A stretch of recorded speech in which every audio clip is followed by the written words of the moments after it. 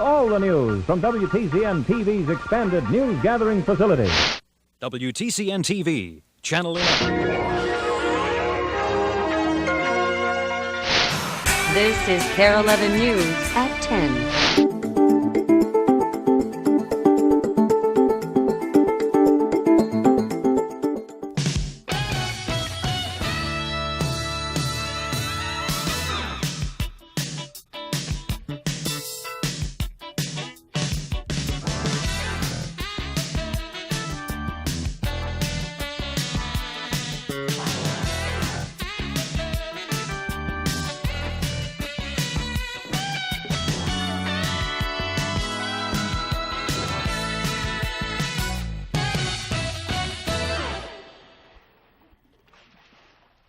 Hello, I'm Diana Pierce. And I'm Paul Majors. We anchor News 11 on KARE-TV, the NBC affiliate here in the Twin Cities. In 1983, we were both newcomers here, but over the years, we've come to think of Minnesota as home and to really appreciate all the Minneapolis-St. Paul area has to offer. We'd like to show you why we think the Twin Cities is such a great place to live and introduce you to some of the locals. Let's start with KARE 11's Pat Miles. She's going to take you on a guided tour around our towns. Paul and Diana, we might as well start where the Twin Cities did, here along the Mississippi River. Behind me is Fort Snelling. Today it's an historic site and tourist attraction, but in 1820, when it was built, it was meant to protect this part of America's wild western frontier. There never were any battles here, but over the next 30 years, the fort became an important gathering place for missionaries, traders, and explorers. So it was only natural that soon people began to settle here. The first major town to spring up downriver and to the east was St. Paul. During frontier days, it was known as Pig's Eye, after Pig's Eye Parent, a French-Canadian bootlegger who was the town's first resident. But as the territory grew and drew more notice, the more respectable name of St. Paul was selected. If Minneapolis and St. Paul are twin cities, they are not identical twins. St. Paul is definitely the older, more stately sister. It's where you'll find the state capitol and the impressive St. Paul Cathedral. St. Paul Summit Avenue is where many of the area's first millionaires built their mansions and where novelist F. Scott Fitzgerald once lived. There are a lot of Germans and Scandinavians in the Twin Cities, but the population is really a racial and cultural mix. Many of St. Paul's neighborhoods take pride in their Irish heritage, and there is a growing population of Hmong Laotians. St. Paul has almost 100,000 fewer people than Minneapolis, and though downtown has seen new development in the past few years, many residents say they chose St. Paul because of its slower pace and smaller town feel. West of St. Paul is Minneapolis. The name means water city. It grew up around St. Anthony Falls, which powered early flour and lumber mills. Pillsbury and General Mills are still here, but very little flour is milled in the Twin Cities these days. Major industries now include supercomputers, electronics, food processing, and graphic arts. Minneapolis is a modern city with an ever-expanding skyline. As you head downtown, you'll notice the famous Metrodome, home of indoor baseball and football. We'll take you inside a little bit later.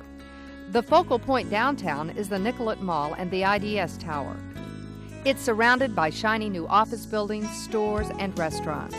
And like St. Paul, there's a very handy skyway system to connect them all.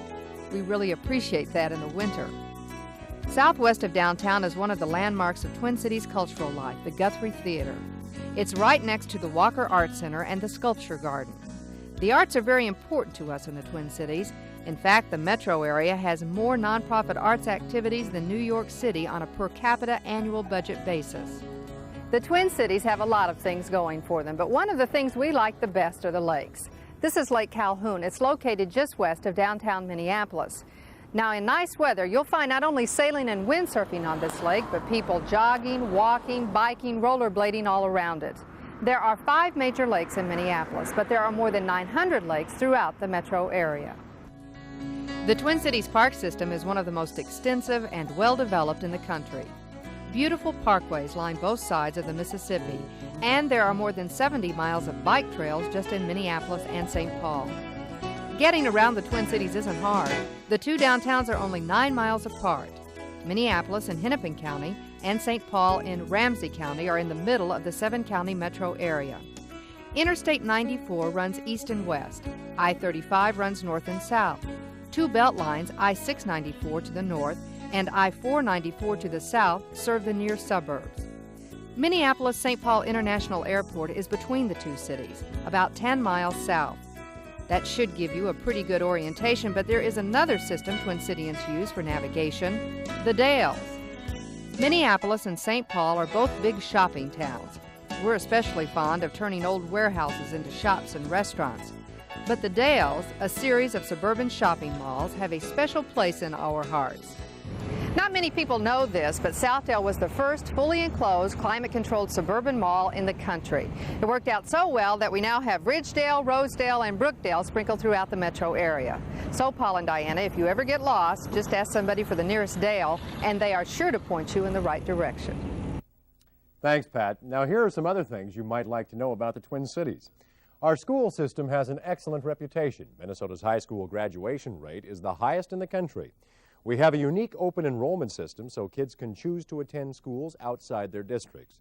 We have 13 colleges and universities, 6 community colleges, and 9 public technical institutes in the Twin Cities alone. The University of Minnesota is one of the top-rated state schools in the country, and it's a major research institution. We're also a leader in health care. The U of M Hospital was the site of the first open heart surgery in the country. The world-famous Mayo Clinic is close by in Rochester, Minnesota, and we are a health-conscious state. Every year, Carol Evans stages a well-attended statewide health fair featuring free screenings and consultations with health experts.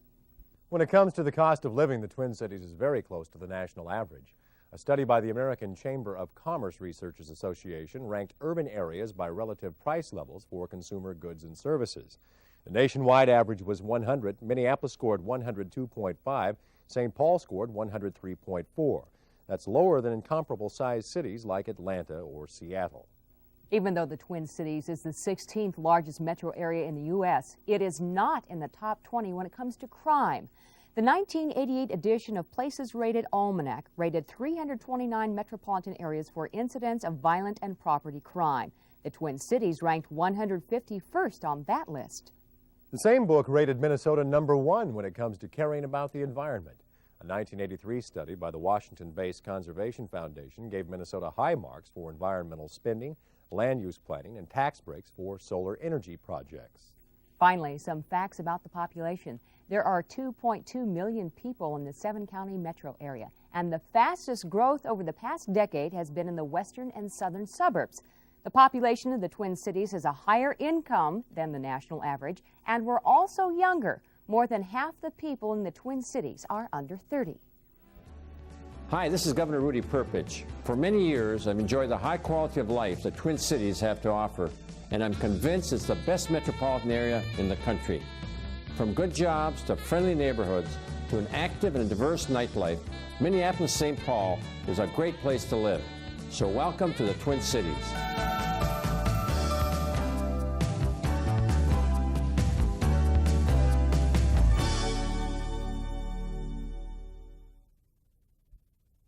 Hi, I'm News 11 meteorologist Paul Douglas. One of the things I really love about Twin Cities weather is it's never dull, it's never boring. Believe me, we have what I like to call the Super Bowl of weather taking place every day outside.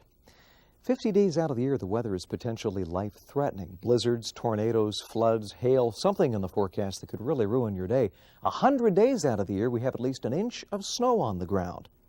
That's right, and there can be quite a bit of shoveling. On average, 4 to 8 snowstorms, more than 4 inches. But the snow removal here is fantastic, better than any large city in the country. You can have a foot of snow, and literally, the roads are in good shape the next morning. And kids love to get out in it for sure.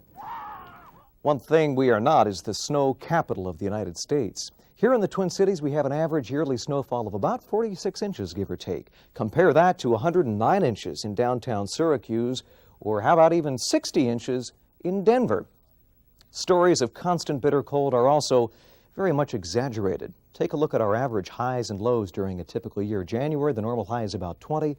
By May, you're up to 69. June, 79 degrees. On average, we have at least 3 to 6 weeks of temperatures in the 80s and a good 1 to 3 weeks of temperatures in the 90s. Don't worry about those wind chills that you hear so much about. If you have a car, a coat, a garage, and a little bit of common sense, no sweat at all. On average, maybe 6 days out of the winter where the wind chill is truly dangerous. More than half of our days during the year are sunny to partly sunny. In fact, the weather is so nice that they let me go outside to babble about the weather. Why do the weather in the backyard? Well, we think it makes sense, a certain amount of sense at least, for the weathercaster to be out on the weather he predicted.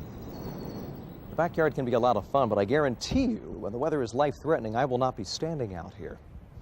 17 tornadoes during a typical year skip across the state of Minnesota. Now, they are rare in the Twin Cities metro, but every once in a while we see one even locally. A couple of years ago, we got a close-up look at a dangerous tornado. This is the tornado that struck the Twin Cities metro area in July 1986, and our helicopter pilot and photographer got about as close as you can get. The tornado did very little damage, but we learned a lot from it. This footage is now being used around the world to help scientists better understand tornadoes. The sophisticated weather computer and satellite system we use here at News 11 also helped us to track this tornado. And it helps us every single day to quickly and accurately predict the weather. Sometimes bad, often good, and I just want to stress that we have far more sunny, beautiful days than we do cold, snowy days. And you may just wind up with boasting rights weather-wise for the nation. No matter what the weather, Twin Cityans know how to make the most of it. Because people have a notion of the climate, that it's just this tundra 12 months out of the year, and that you don't have days like this. Sitting by the lakes, it's like a calming effect that the water has, I think, on a lot of people, and I think that's why people like to hang out by the lakes. It's real laid back. The people here are friendly. It has pretty scenery, and most of the people are nice. And it's fashionable and metropolitan. It's got a lot to offer business-wise and a lot of music. There's winter sports and summer sports and the changing of the seasons. It's the best place to live, it really is.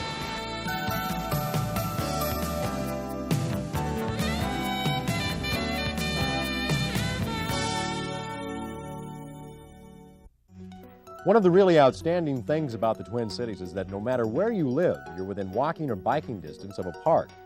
There are about 147,000 acres of parkland in the metro area and miles of trails for biking, jogging, and cross-country skiing. We have lakes, pools, playgrounds, basketball and tennis courts, and plenty of ball fields. The Parks and Recreation Department maintains a full schedule of sports, classes, and activities.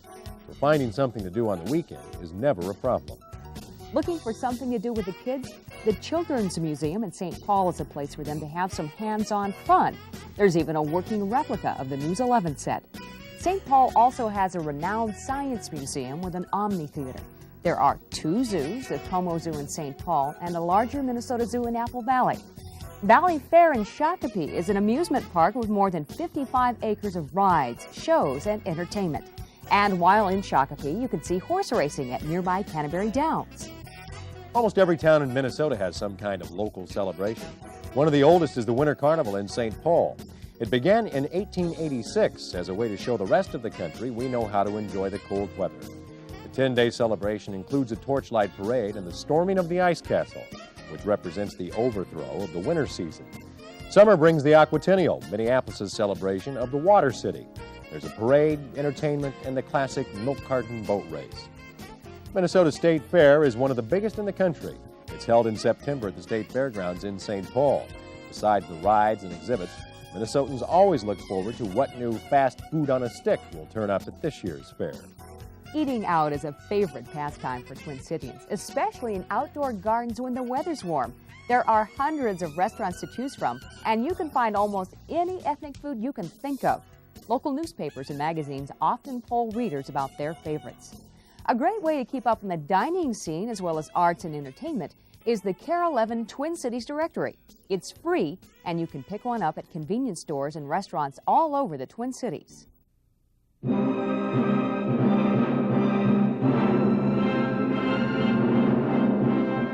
Art is a very important part of life here in the Twin Cities, and one of the things that makes our cultural life so rich is that there is something for everybody.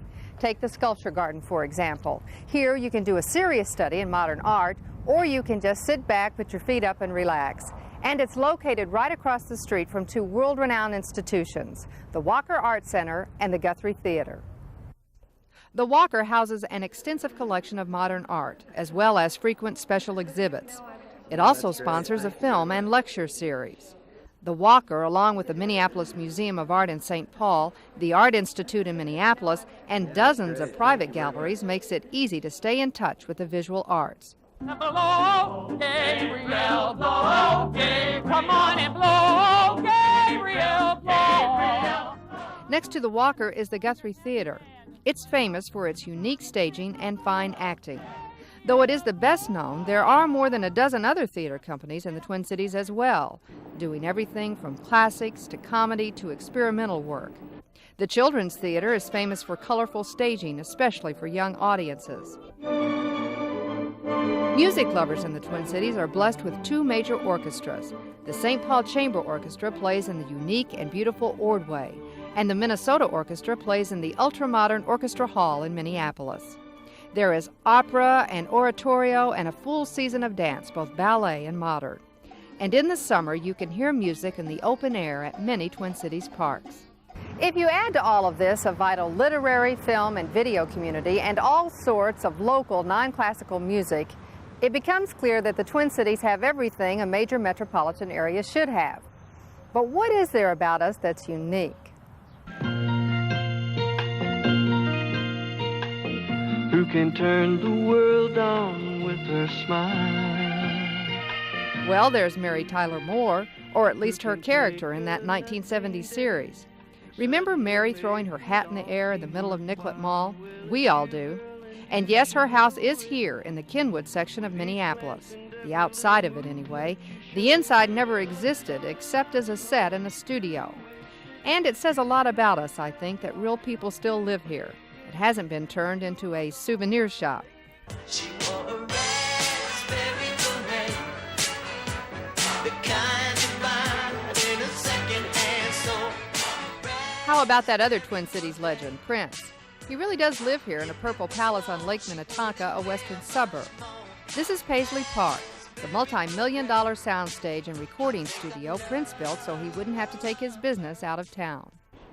Of course, there are a lot of unfamous, everyday people living here in the Twin Cities, too.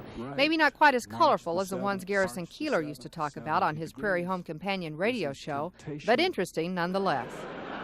In fact, a number of books have been written about the Minnesota experience. Books with titles like How to Talk Minnesotan and Scandinavian Humor and Other Myths. Luckily, we Minnesotans do have a sense of humor. Nice to be here. Nice to be home.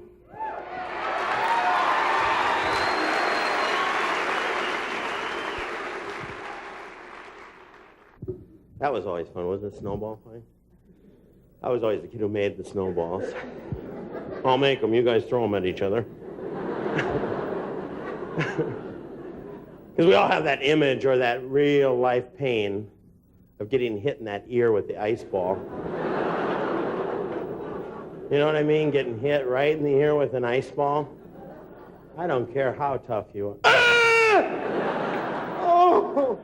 Oh! Ah! Ah! No throwing in the ear! Oh! Oh! Oh! I'm not crying! Oh! I'm going in, okay? And even though you got hit in the ear, you'd limp. All joking aside, Paul and Diana, when it comes right down to it, Minnesotans are a bit more conservative than Easterners or a bit less outgoing than Southerners. But for people who are just plain friendly, polite, and willing to live and let live, this has got to be the greatest place in the country. And that alone makes the Twin Cities a great place to live. Thanks, Pat. Well, we hope by now you're convinced the Twin Cities is a great place to live. But in case you're not, we're going to leave you with something extra. A few hours north of the Twin Cities along Lake Superior is what we call the North Shore. It offers some of the most beautiful scenery in the country, and it's a popular vacation spot for all Minnesotans. Over the course of the seasons, 2 of News 11's award-winning photographers captured some of that beauty and put together A Year on the North Shore. We hope you enjoy it.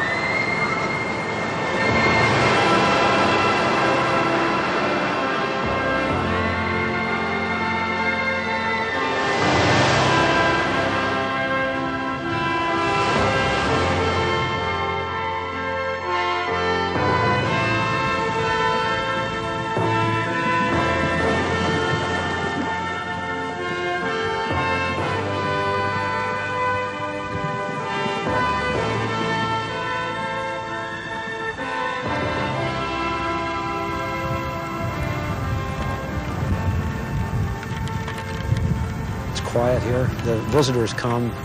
The thing they always comment about if they're from farther south or the big cities, how quiet it is here. And it's neat. I grew up on a farm in Ohio, and we raised raspberries and strawberries and vegetables and things like that. And there were some pretty tough times.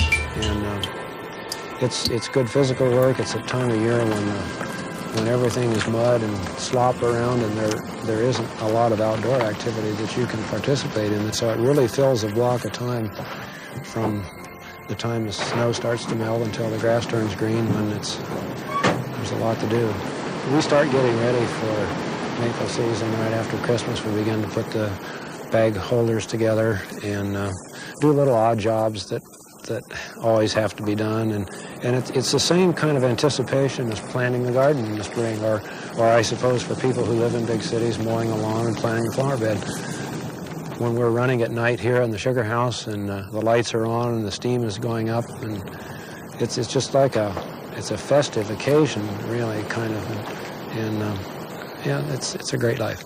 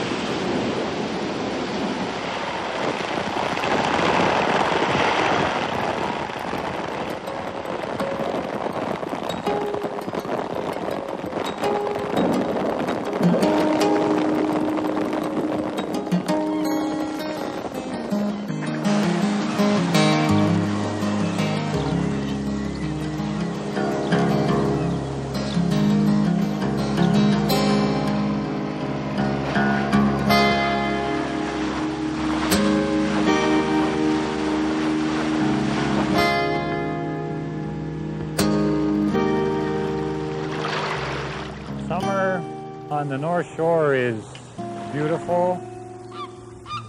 The lake is so clear, and it kind of passes that clearness right into the air. And when you're alone out on the lake, it's just you and the lake. And you're working the lake, and you become part of the lake, you and your boat, and that kind of sets your mood for the whole day. I kind of wonder sometimes about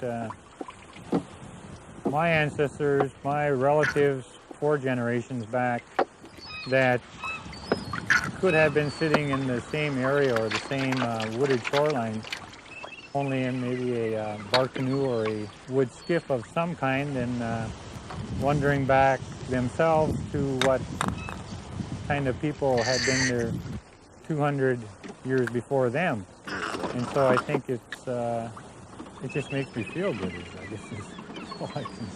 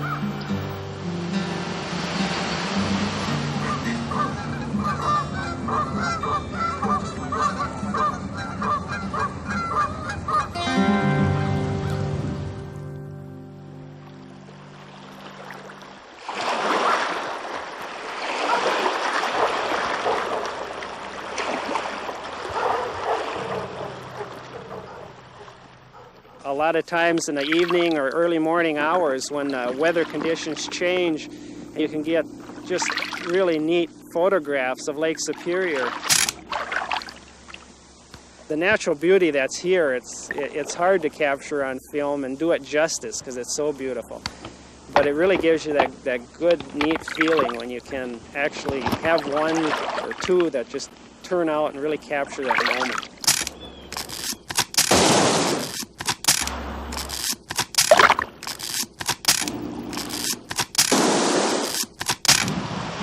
One day the Lake Superior will just be as crystal blue as it can be, just reflecting the skyline. And the next day it can be just as clear as glass, and just mirrored images will be out there that's just so neat to photograph. The North Shore of Lake Superior is probably one of the most scenic places I could think of living and working and doing photography.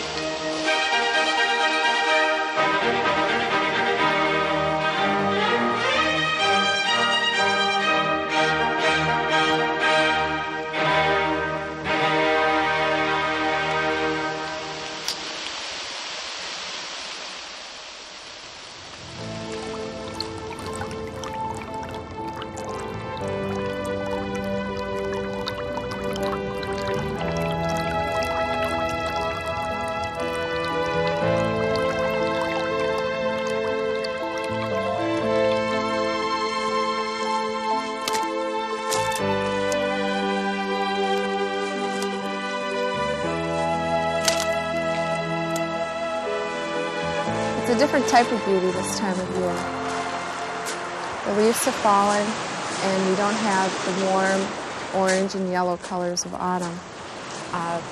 It's a totally different kind of beauty. It's cold and blue and gray. The snow could start falling, and soon the shoreline will literally be deserted.